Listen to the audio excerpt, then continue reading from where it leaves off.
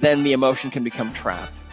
And typically that's a case where we're choosing to feel a certain emotion and we're choosing to really get involved with that emotion and really vibrate with it and really feel it intensely.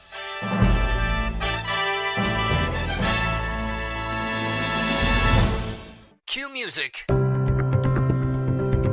Places, everybody places. We're starting in 3, 2. Welcome to the Autoimmune Hour, where we look at the rise of autoimmune disorders. I've brought together top experts that range from doctors, specialists, nutritionists, researchers, and even those recovering from autoimmune to bring you the latest, most up-to-date information about autoimmunity and how to live your life uninterrupted. Thank you for joining us here on the Autoimmune Hour with Sharon Saylor. Now, we don't want you to worry about taking too many notes, so you can join the Autoimmune Hour's Courage Club, and we'll send you the transcripts and show notes from every episode. Sign up now at understandingautoimmune.com. Now, back to your host, Sharon Saylor. Welcome, everyone, to the Autoimmune Hour. Oh, my gosh, I have got a special guest for tonight's 200th show. Can you believe it? Yep, 200, 4 years plus, something strong. I've lost count. Anyway, I do know my crew told me that this was actually the 200th show. I think I've been saying we were around 200 for a while, but tonight's the night. And I read this person's book a while ago, and it laid the groundwork for me understanding how emotions and past trauma can play into physical illness.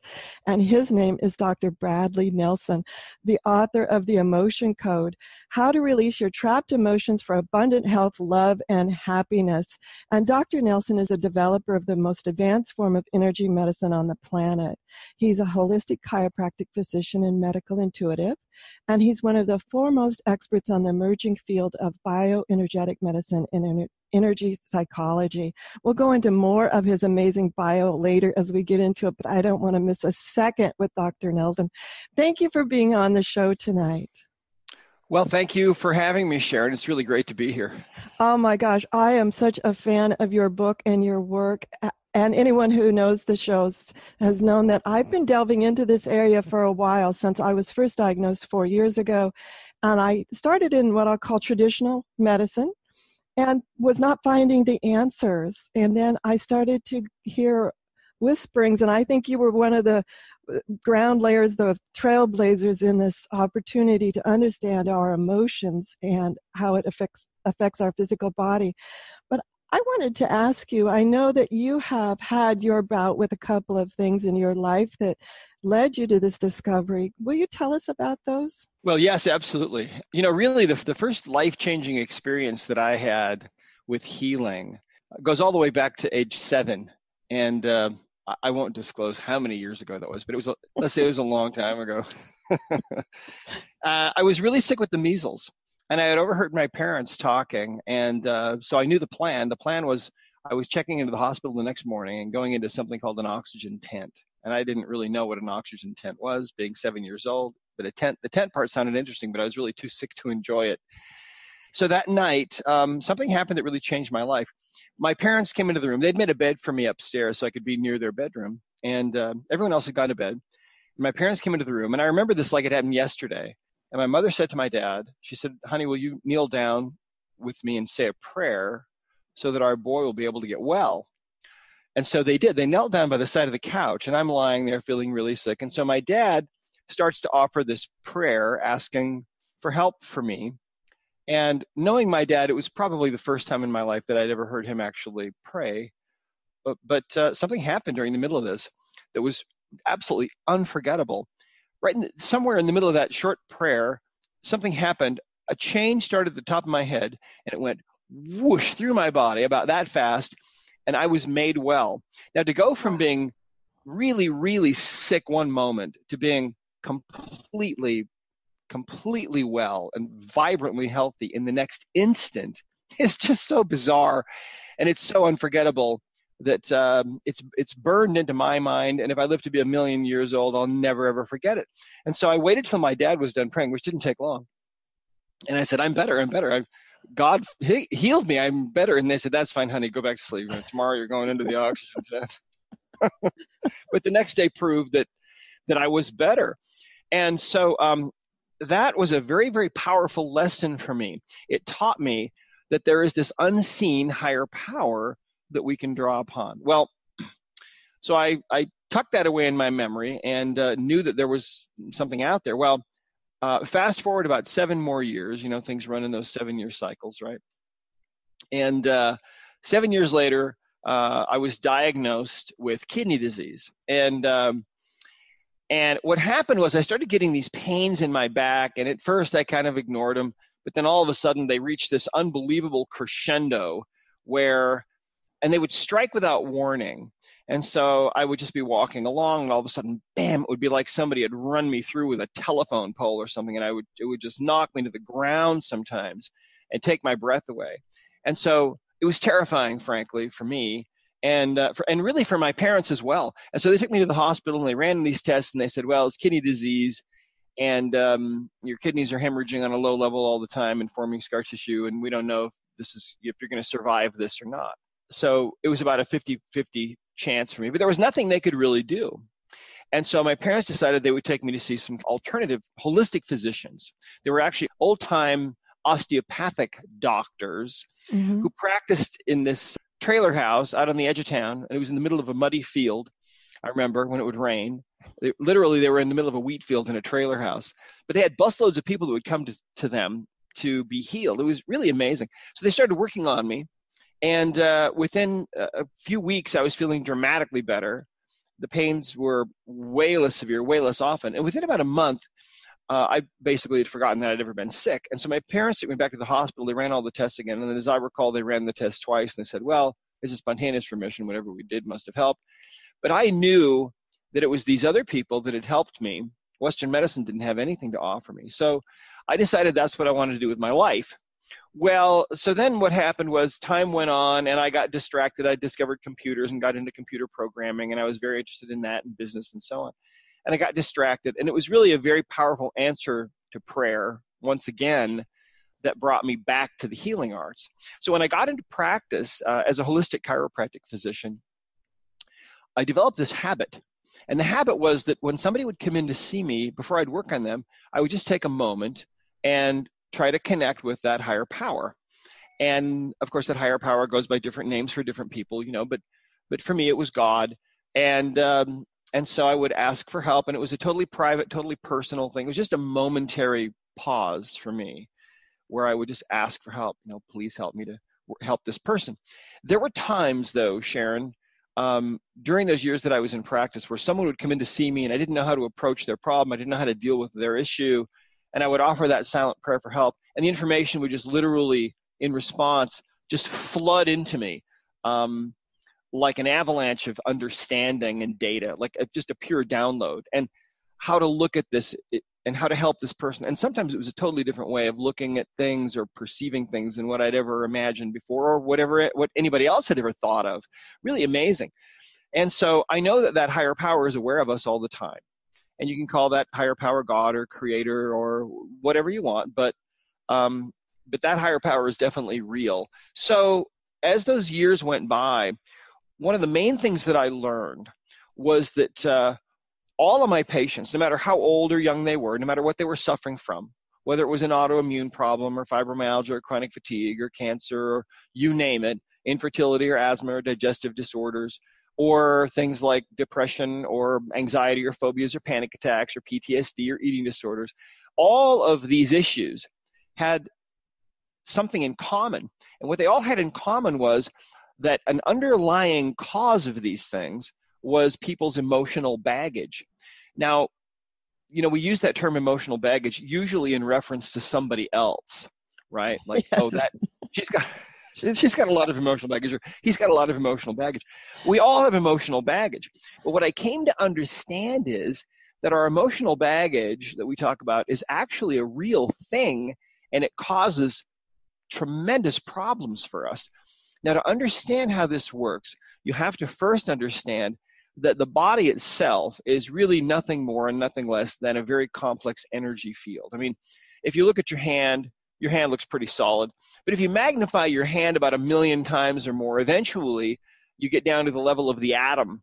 And eventually you're looking face to face with a single individual atom. And if you could look inside that atom, you'd see there's really nothing in there. It's just empty space. In fact, the body is 99.9999999% empty space. And inside the atom, around that atom, there's nothing but little infinitesimally tiny energies that are zipping around at the speed of light. And so really that's what we are. We're beings of pure energy. And this is an understanding that we've had now for over 100 years because of quantum physics. But we now are living in this age where the practical application of quantum physics is being done. And that's what the emotion code is really all about. What happens is, you see, when you're feeling an intense emotion, maybe it's anger or resentment or depression or grief or sadness, whatever it might be, what's going on a quantum level is that your body is actually taking on this new vibration. You see, every emotion has a different frequency. Maybe anger is here and shame is here. They're all different, but they're all pure vibrational energy. And everything in the universe, ultimately, if you get right down to it, it's all energy. Thought is energy. Our bodies are energy. The earth, the sun, the moon, the stars, it's all energy, all of it. And so when you're feeling an intense emotion, sometimes that vibrational energy, that emotional vibration, is too powerful. And so the physical body can't quite process it. And so in some way that we don't totally understand yet, some of that emotional energy can become trapped in the body. We call that a trapped emotion. And a trapped emotion is literally a little ball of emotional energy from about the size of a baseball to about the size of a cantaloupe. And these things lodge in the body, and then they stay there, and they don't go away, and they distort the normal energy field of the body, and they cause pain. That's one of the most common things that we see. 90% of all the physical pain that people have is actually being caused by their emotional baggage. Imagine, think of all the people that are going to these pain treatment centers and so on. Think of all the people that are taking medication for pain, not realizing that their pain is actually being caused, their physical pain is being caused by their emotional baggage. It's an incredible thing, really, if you think about it. But that's what we've seen. 30 years now, 77 countries, almost 5,000 practitioners of the emotion code. And that's what we're all finding over and over, day after day. This is what's happening.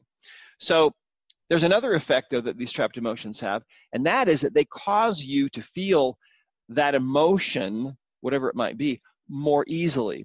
So these things interfere with our lives because we all have them. Let me tell you a story. There was a man that came in to see me many years ago. And he came in because he had really severe back pain. On a 0 to 10 scale, his back pain was about a 9. And 10 is call 911, right? And so he's really in pain. It's been going on for a while. And I tested him using the emotion code and very quickly found that he had a trapped emotion. He had this ball of emotional energy that was causing his pain, or at least was contributing to his pain. It turned out it was actually the cause of his pain, because when I released that, which took just a few seconds, the pain went from a 9 to a 0. Boom, that fast. And to him, it was just miraculous. I mean, he couldn't believe it. He kept walking around and bending over, and he just couldn't believe it. Well, I was grateful that it worked so well. That happens. But what was interesting is a couple of days later, he came back into me, and here's what he said.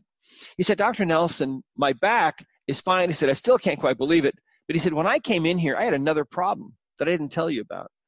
And that problem was that for as long as I can remember, I've basically been what you would call a rageaholic. He said, I'm always yelling at my wife and my kids. I'm always kind of on edge. I got to watch the road rage. He said, I've been to anger management several times, hasn't really helped me. But he said, since you released that trapped emotion of anger from me, I don't feel angry anymore. I just feel kind of relaxed and kind of peaceful. He said, how does that work? And at the time I said, I don't know. I said, I have no idea. But here's what we believe, okay? Think of this guy.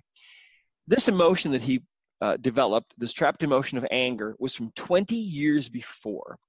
And that emotional energy, that ball of anger, if you can imagine, this is kind of a strange concept, but this is how this works. This ball of anger had lodged in his body, in his low back apparently, and it was distorting the normal energy field of the body. You see, all the body is an energy field, right? But when you introduce a trapped emotional energy into that field of the body, now what you have is this ball of, in his case, anger, that was on a continual basis, it was distorting his energy field, you see. Now, when you distort the energy field of the body, you interfere with the chemical reactions in that area. You interfere to some degree with blood flow and lymph flow, and with everything that's going on in that area. And so one of the most common results, of course, then is physical pain, because it's the body letting you know, hey, I have this emotional baggage here, and you're going to feel pain until you get rid of this. That's usually what it is. So the other thing that was going on with him, though, see, not only was it physical pain, but in a situation, if a situation would come along in his life where he might tend to be triggered or become angry, he would become angry much more easily, much more readily than he otherwise would have. Why? Because literally part of his body was feeling that emotion of anger 24 hours a day, 7 days a week, see? And so he would fall right into that resonant energy and go right into this emotion of anger so much more easily. Now, if you can imagine, first of all, this is a dramatic new understanding, really, of how our emotions can stay with us, how our traumatic events can affect us years and decades down the road, and how these trapped emotions interfere with the body and how they are the underlying cause of so many issues. In my own practice, I found that it was absolutely critical for me to deal with people's emotional baggage. If I didn't, they wouldn't get well, or they wouldn't get well nearly as rapidly. And I found that it was really a tremendous key. And in fact, for some people, it was the only underlying cause of their trouble. Let me share with you kind of a dramatic story that happened about that. There was a woman that came in to see me. She was, I think, 72 or 73 years old. And she came in for some other issue. We started working with her, and the very first thing that showed up is that she had a trapped emotion. And the trapped emotion was sadness. Now, using the emotion code, what we do is we tap into the subconscious mind, which is this internal computer of the body. We ask questions, and we get answers, usually through some form of muscle testing. So what I'm doing with her is I'm asking questions, talking to her. She has her arm held out straight, and her arm is either staying up strong for yes, or it's weakening for no. And so I'm asking questions about this sadness. Well, when did this occur? In other words, when did this become trapped in your body? Did this occur in the last 10 years? No. In the last 20 or 30? This actually, we were able to narrow it down pretty quickly. It had occurred in 1963. And so I thought to myself, 1963, I wonder if this is about the assassination of John F. Kennedy, because I'd seen that with other patients, of course, before. And sure enough, that's what it was. And as I verbalized that to her, and I'm at the same time that I'm getting a very strong yes answer out of her body, that's exactly what this is about, at the same moment, she's breaking down crying. And she's telling me that affected her so deeply. And then when JFK Jr., his son, died in the plane crash a number of years ago, it was like it all came back all over again. And all she could do for days was cry. She couldn't work. She couldn't do anything. She was just in deep mourning. Well, that's what that emotional energy was doing. It was causing her to feel that grief, that sadness in an enhanced kind of way. Wow. Now remember that a trapped emotion like this is a ball of energy, right? And these can lodge anywhere in the body. So I wanted to know, okay, since 1963, since the 22nd of November 1963, where has this emotional energy been in her body? And so you can figure this out. So I asked, well, is this on the right side of your body? I got a no answer from her subconscious. It was on the left side. And it wasn't in the abdominal area, it was in the chest area. It was actually in the area of the left breast. And when that came up, all of a sudden, she and I were just staring at each other like a couple of owls with eyes like saucers, because about 4 years before she'd had that breast removed, see? Why? Well, the assassination of JFK was part of that, see? It was part of that. And maybe the only underlying reason for that cancer. Wow. I'm just, so many questions have come up during this time. That is amazing. We need to take a quick commercial break, and when we come back, we're going to talk to Dr. Nelson. I'm really amazed. I had the understanding about the idea of our own emotions, something that maybe we felt, how do I describe this, that I guess I would take ownership for. But the idea that it could be something outside of us that we felt deeply is really amazing to me, because my gosh, I'm thinking about how do we uncover all of these things. So many questions. We'll be right back.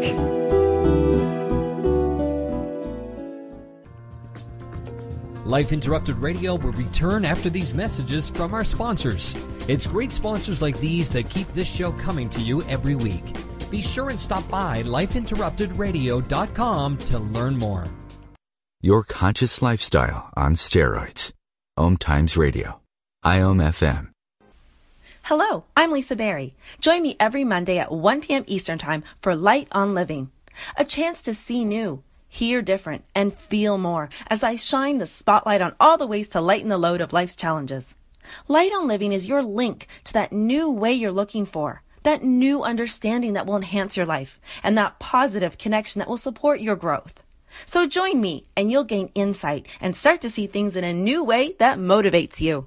OMTimes Magazine is one of the leading online content providers of positivity, wellness, and personal empowerment. A philanthropic organization, their net proceeds are funneled to support worldwide charity initiatives via Humanity Healing International. Through their commitment to creating community and providing conscious content, they aspire to uplift humanity on a global scale. OMTimes, co-creating a more conscious lifestyle. Listen and imagine.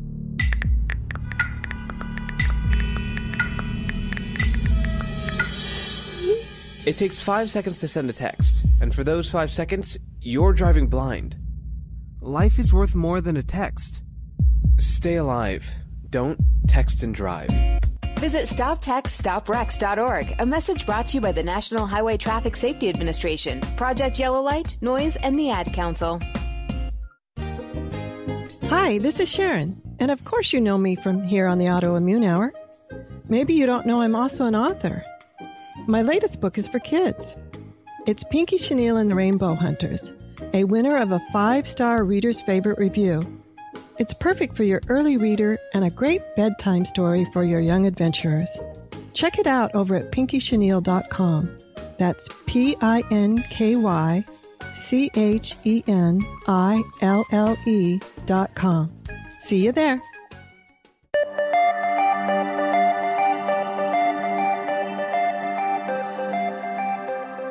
Welcome back, everyone, to the Autoimmune Hour. I'm here with Dr. Bradley Nelson, the author of The Emotion Code, and he has just been sharing amazing information with us about how emotions become trapped in our body. And so many things he shared in this first segment were so surprising to me. Just a quick story that I was thinking about during the first part of the conversation was years ago, my first understanding of this was having chronic shoulder pain and going to a masseuse that I'd known for a long time. And her immediate response to me was, well, if we take that knife out of your back, you'll be fine. And that metaphor has stuck with me for so long because it rang true when she said it. And that's what I always find so fascinating is as I'm going through this healing process and uncovering more and more of those, when someone gives voice to it, it rings very true. It's like, yep, you found it. I know it. But I'm absolutely amazed at this idea of, I say, a community trauma that caused someone to have a trapped emotion as well. Do you find that often? I haven't ever heard of that before. I'm really surprised by that. The reality is, you see, it's all about the emotion that the individual person is feeling, see. It's usually some kind of an external event that happens. Somebody dies, or your lover leaves you, or one of your children joins a gang, or whatever it might be. And then you have an emotional response to that, see. We choose our emotions really in every circumstance. There are two sorts of occasions where emotions will become trapped. One of those is where we feel the emotion very intensely and it's just overwhelming for the body. Then the emotion can become trapped. And typically that's a case where we're choosing to feel a certain emotion and we're choosing to really get involved with that emotion and really vibrate with it and really feel it intensely. The other kind of occasion, though, where emotional energies can become trapped is where an emotion naturally is trying to surface, but you're burying it, okay? So maybe something happens and you're upset and you decide you're not going to feel upset, and so you push it away. Men tend to have this problem more than women. Women are more in touch with their emotions. Men tend to bury everything. And culturally, it depends on the country, but especially in the West, that's very common. Countries like the U.S. The old word stoic. Yeah, very stoic. Yeah, and some countries more than others. And so so that's another occasion where the emotional energy can become trapped because it wasn't allowed to really surface. By the way, I just saw a testimonial come in from one of our practitioners. She wrote this, and she said one of her clients, BJ, had a terrible case of rheumatoid arthritis for about 10 years. Did several releases of trapped emotions, and her last visit to the doctor, she was told it was in remission. This is the first time in 10 years that it's been in remission. And the last time I checked with her, it's still in remission, just from releasing some emotional baggage.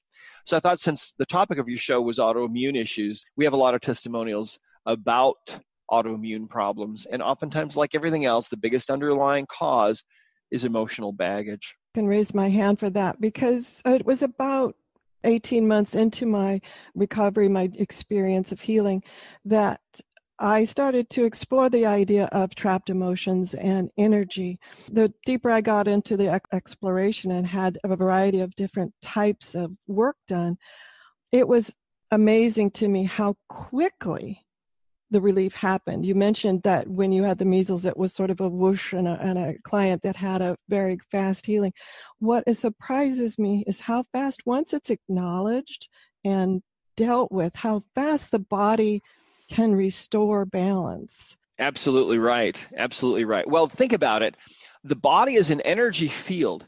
Now we tend to be stuck in this sort of Newtonian three-dimensional physical model of who we are, but the reality of it is the body is an energy field. So if you think of the body that way, then you can understand how something could change instantly, because it's just energy, and energy can change instantly.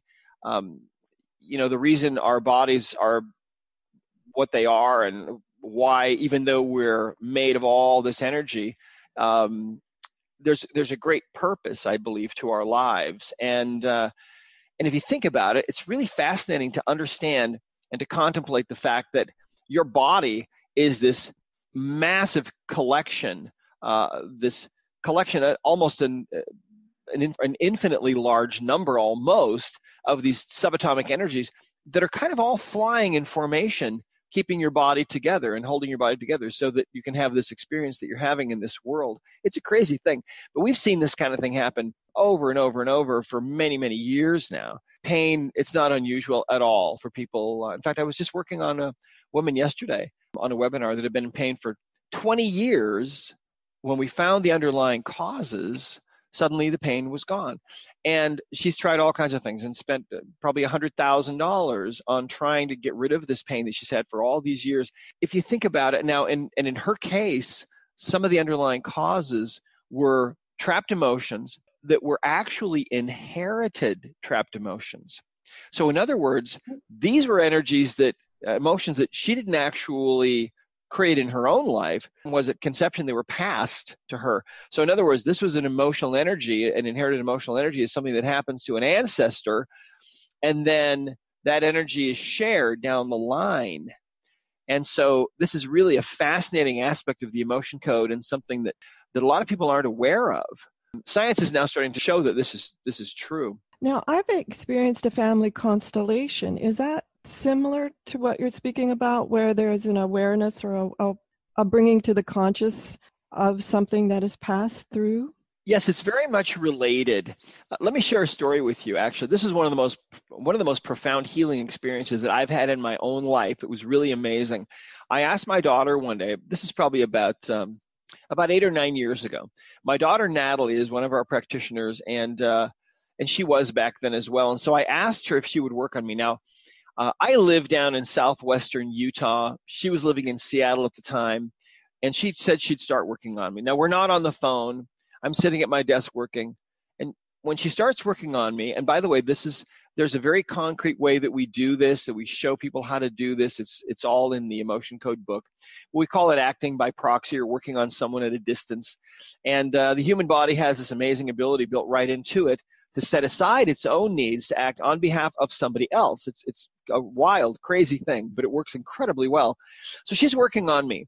And the very first thing that she finds is that I have an inherited trapped emotion And the emotion is hopelessness. And when she discovers that, she starts feeling very emotional herself, which for her is kind of unusual. She's very analytical, very cut and dried, but that's how she was feeling.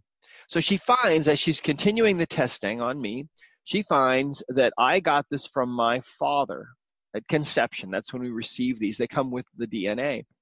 I got this emotional energy, this trapped emotion of hopelessness, from my father at conception. He got it when he was conceived from his mother.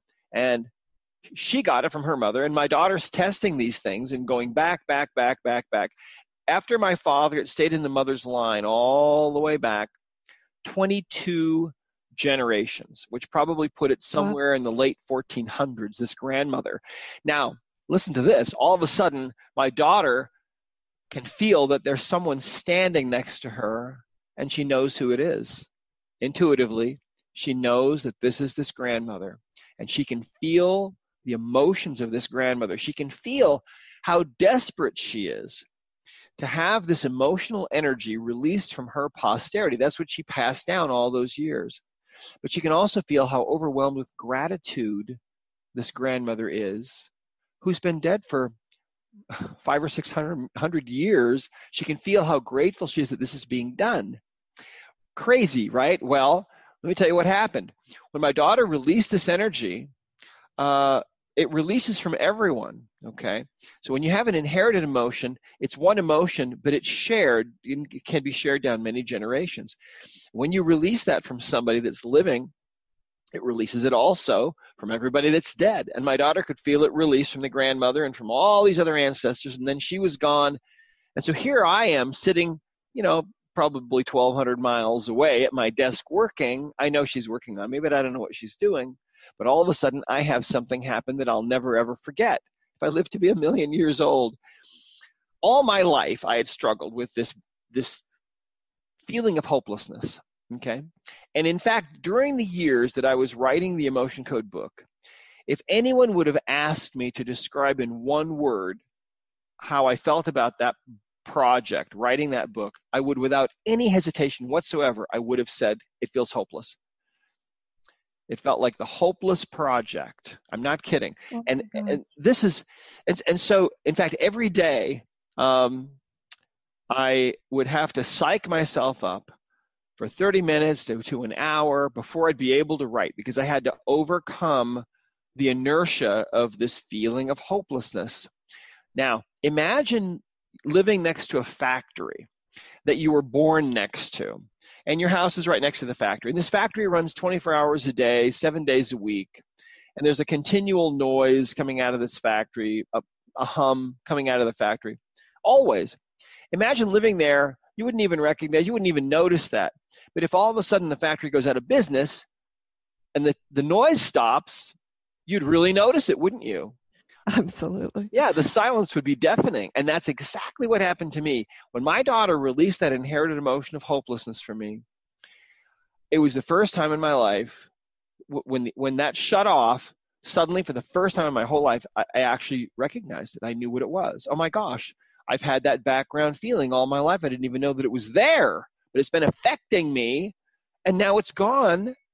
And I called her and she verified. And so it was an incredible thing. That changed my life. That was 2 years after the Emotion Code book came out, actually. I thought I'd cleared everything that every bit of emotional baggage that I had, but that one was still there. This is one of the reasons why it's a good idea to have somebody else work on you sometimes.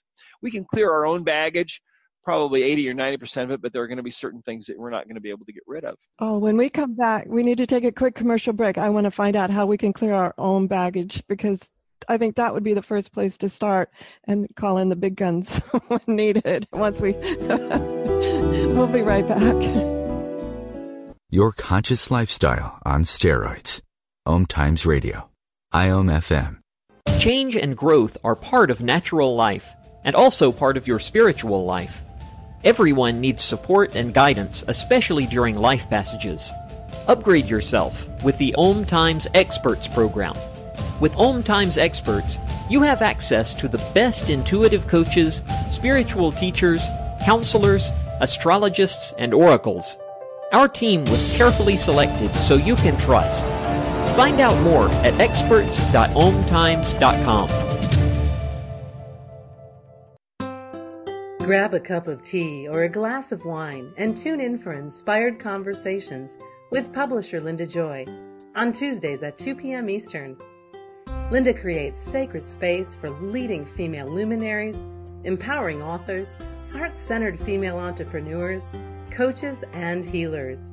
A soulful venue where guests openly share the fears and obstacles they've overcome, wisdom and lessons learned, and the personal journey that led them to the transformational work they do in the world. Inspired Conversations to empower you on your path to authentic, soulful living. Research shows we apologize up to 10 times a day, and most of the time, we say sorry as a response to someone else's mistake. What if we thanked people instead of all that unnecessary apologizing? So instead of saying, sorry, I'm rambling, you say, thank you for listening. Join us at projectforgive.com, a free, non-religious resource on global forgiveness.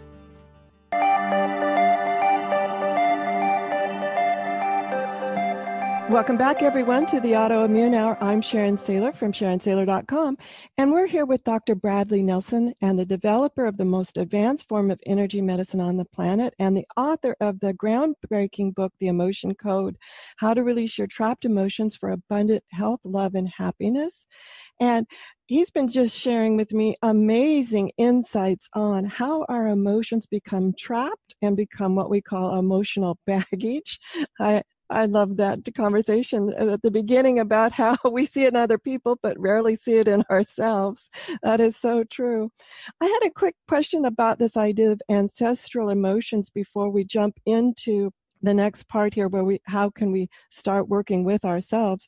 My first question would be, how do we know, or a practitioner know, the difference between an ancestral emotion and what I'll call a nurture emotion? I'm thinking of certain emotional responses I see in my mother, and I just thought I, quote unquote, inherited them because I've lived with her for the first 18 years of my life. And so sort of like a mimicry versus an ancestral inheritance. Well, the difference is that inherited emotions are received at the moment of conception. And so they really are kind of a genetic thing, but they're easy to get rid of and easy to change once you identify them. The interesting thing about this is that science is now bearing this out. They've found that if you take a rat, for example, and you put it into a maze, as it's going through the maze, if it suddenly has a terrible shock or some fright that happens, even if it never sees the maze again in its whole life, it will pass the memory of what happened somehow to its offspring.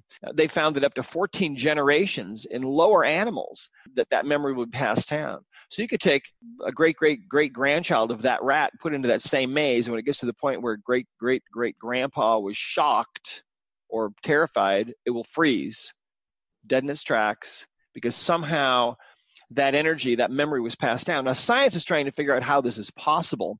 We know what it is. It's a trapped emotion. It's trapped emotional energy, you see. So typically how you find these, this is the chart of emotions. Okay, I'll see if I can get that up to the camera. Which is in his book, too. I want to make sure everybody knows that part is there up on the camera, but for those in the audio version, the chart is in his book. You can also search for this on Google Images. You'll find it. So there are 60 emotions in here, and the chart is divided up into 2 columns and 6 rows. And so what you're able to do is you're able to ask, simply you ask the subconscious mind, do you have a trapped emotion? Do I have a trapped emotion? You can work on yourself. We teach different methods of muscle testing. So you can learn how to do this. You can learn how to tap into your own subconscious, and then you ask questions like, do I have a trapped emotion that is contributing to my problem? And then if the body says yes, which would be a strong answer on muscle testing, then you simply ask, well, is the emotion in column A or column B? And the subconscious will give you one of those. So then that gets rid of half the list, right? There's 60 emotions.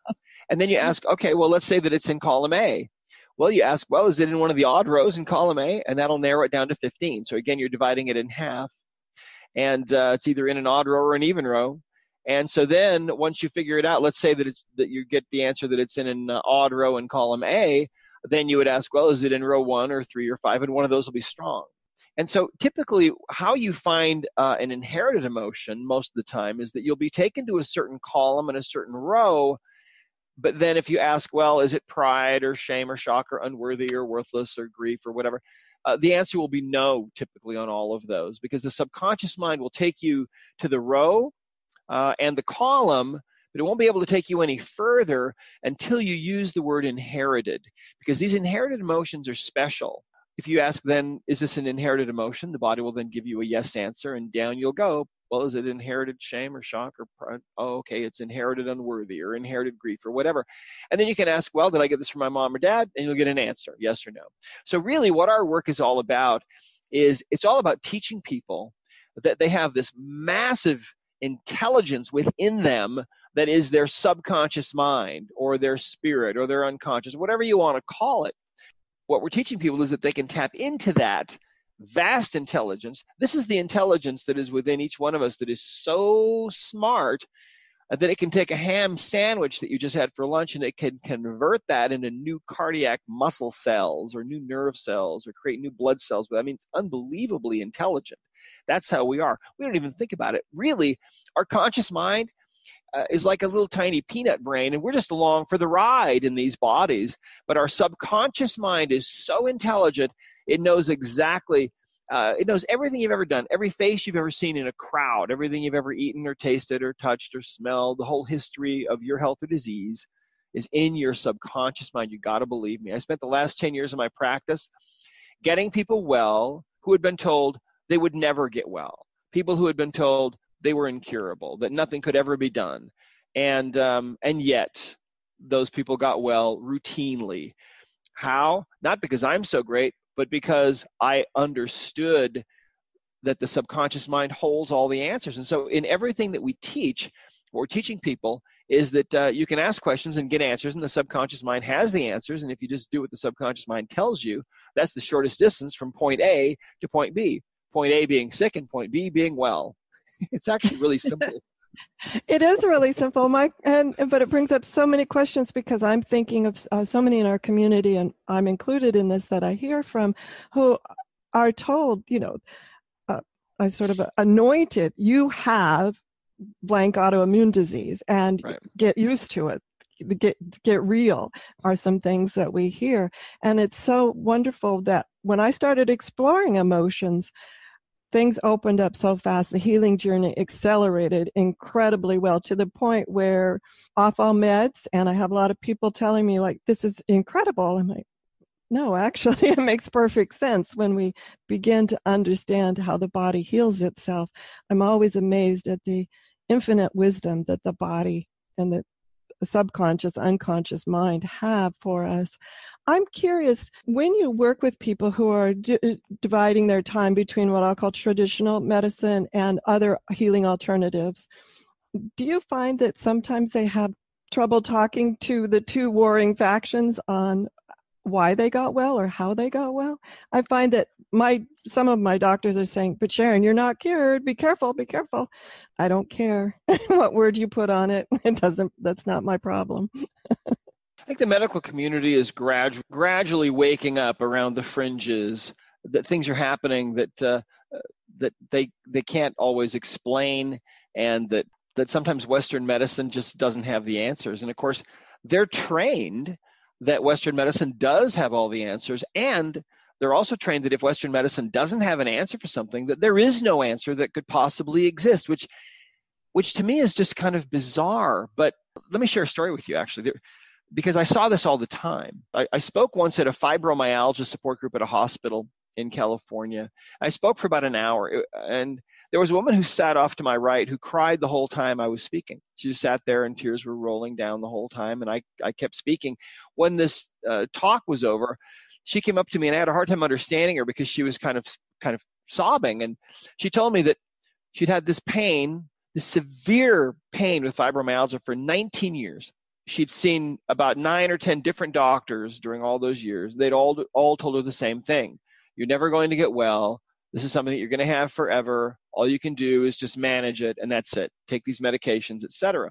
She cried every day, she told me, because the pain was so severe. But she said that part of the reason why she was crying right then was because I was the first doctor in almost 20 years that she had heard say that there might possibly be some hope for this. So she came into the office and I started working with her.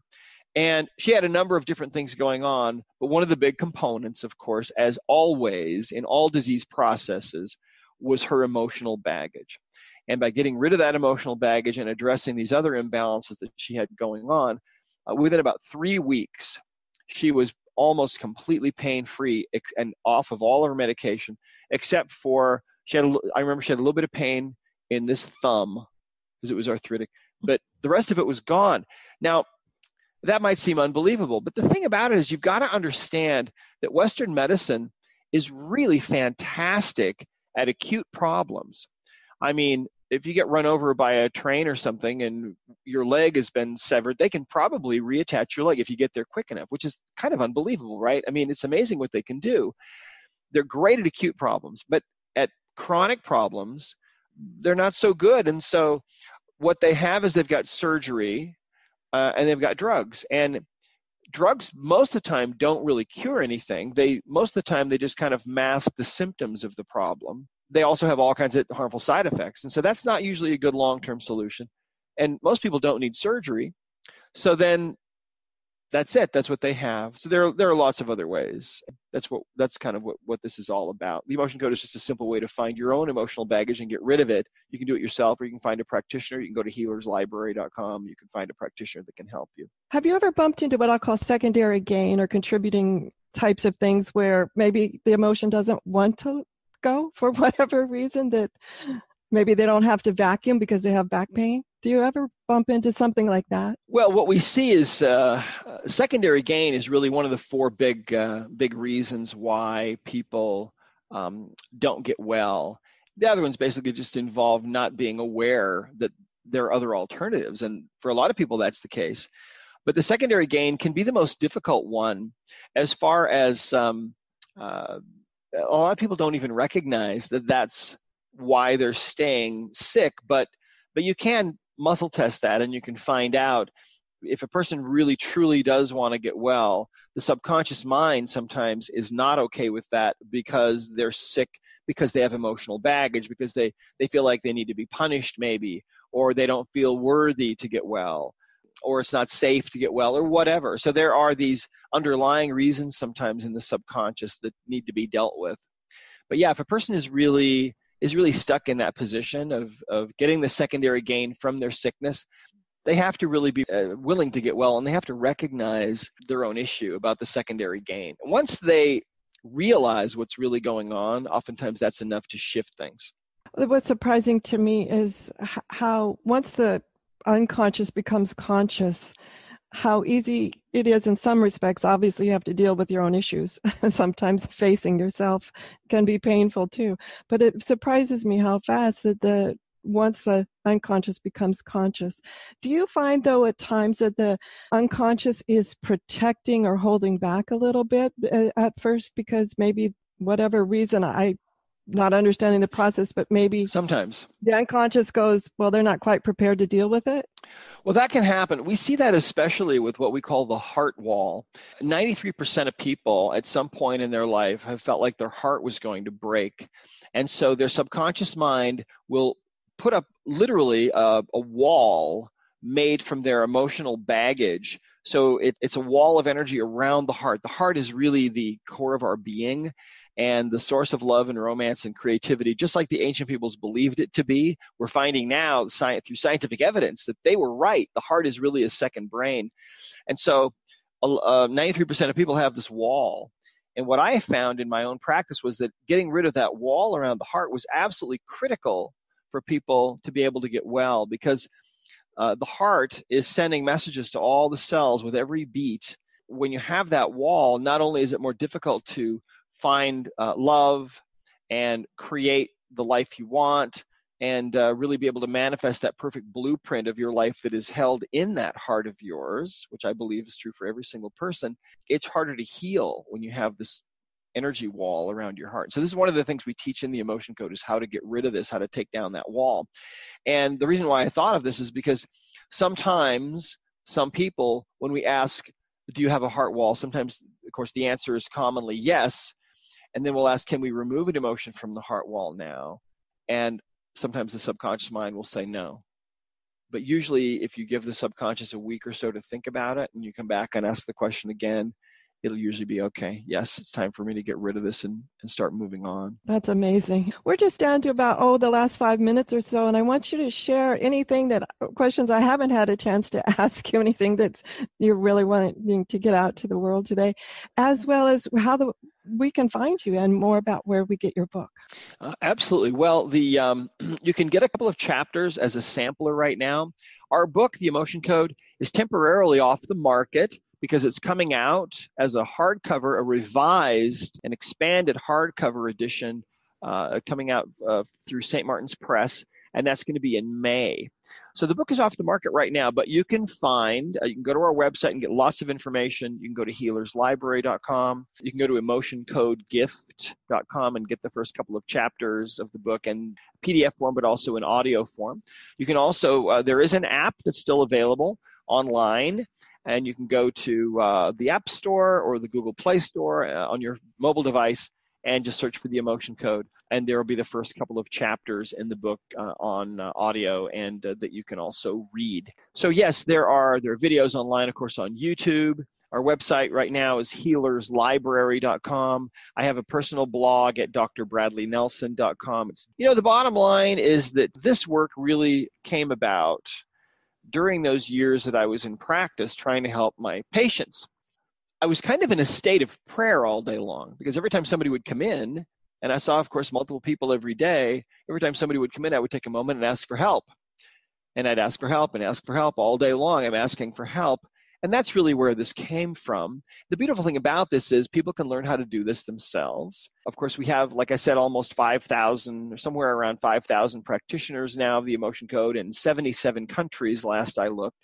And at healerslibrary.com, there is a practitioner map. You can look at the map of the world, and you can find somebody probably in your area. But our practitioners also do work at a distance, and so you can find somebody that can work with you, and they might not even be in the same hemisphere. They might be on the other side of the planet, but it doesn't matter, see.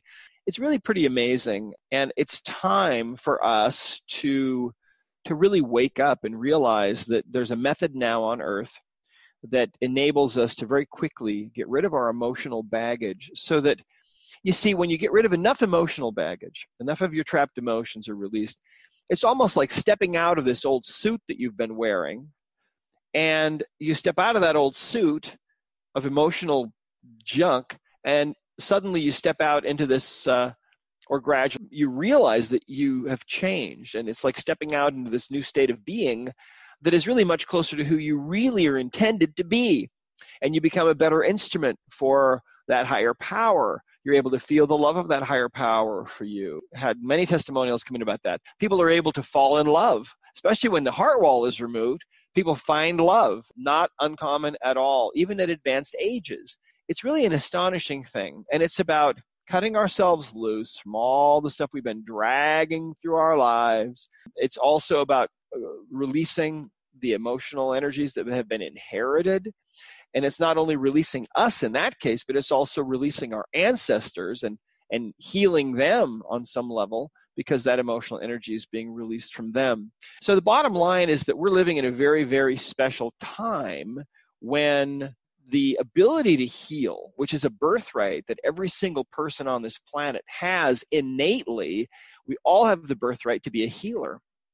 And the Emotion Code is the simplest, fastest, easiest way by far to actually take back that power and to learn that you can heal and that you can help your husband, your wife, your kids, your parents, your grandparents, your friends. You can do this. And it's an astonishingly powerful thing. I'll share one last story with you before we go. Some time ago, I was talking with a woman who told me that she got the Emotion Code and got the book on audio, and she started reading it and listening to it. And her son started reading it and listening to it. And he started practicing with his friends. And she didn't pay too much attention. But a couple of weeks go by, and then the phone rings, and she picks up the phone, and there's a woman on the other end of the phone line who identifies herself as the mother of one of this woman's son's friends. And she says, listen, your son has been doing this emotional thing. And she said, I don't really understand it. But she said, I have to tell you something. She said, my son has had a severe phobia of water all of his life. And she said it's been very disruptive to his life and our life as a family. We've tried everything. We've taken him to everybody. Nothing has ever touched this. But she said, right now I'm at the community pool. She said, my son is out playing in the water with the other boys for the very first time in his whole life. She said, your son did this to him. She said, I can't understand how this is possible. I can't wrap my mind around this. What in the world is he doing? And those two boys are only 11 years old. That's how powerful this can be, and yet how simple. So if an 11-year-old can do it, so can you. Well, thank you, Dr. Nelson. This has just been an awesome hour. And I want to just say how powerful, once I understood trapped emotions and the power of energy healing, my own healing from my autoimmune disease accelerated at a very rapid pace, where all of you have been following the show know that I have been thriving for quite a while now, and just continuing to want to absolutely share all this powerful information like Dr. Bradley has. And just a quick little note that there might still be some copies out there. I ran out the other day and bought a copy at an independent bookstore and then to share with a friend. So it may not be available online right now, but might be able to find it out there as well in some of our wonderful independent bookstores that I love to support. Go have a great week, whatever your adventures. Join me next Friday night, 7 p.m. for another episode, understandingautoimmune.com. Very quickly. It's always a couple of days behind the show, but it'll be there shortly. So join me next week. Enjoy. The information provided on lifeinterruptedradio.com is for educational purposes only. What you hear, read, and see on Life Interrupted Radio is based on experience only. The information presented here should never be used for any legal, diagnostic, or treatment purposes. Always seek sound legal, medical, and or professional advice regarding any problems, conditions, and any of the recommendations you see, hear, or read here on Life Interrupted Radio.